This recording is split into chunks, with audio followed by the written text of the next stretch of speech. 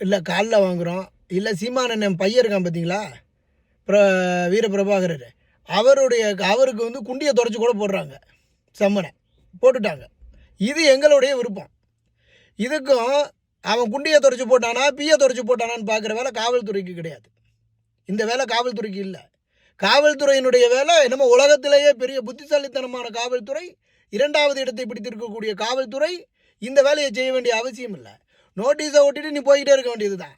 அவன் கிழிக்கிறான், அவன் திங்கிறான், அது உனக்கு தேவையில்லை. ஆனால் இவர் நேர சன் நியூஸை கூப்பிட்டு சொல்லி ஒட்டிட்டு அதுக்கப்புறம் அவங்க கிழிச்ச உடனே கிழிக்கிற வரைக்கும் அப்போ அங்கே ஒரு போலீஸ்காரன் காத்துக்கிட்டு இருந்திருக்கிறாருன்னா, அப்போ சீமான் வந்து எங்கே போகிறாரு என்ன பண்ணுறாருன்னு இவங்களுக்கு தெரியாமல் இருக்குமா?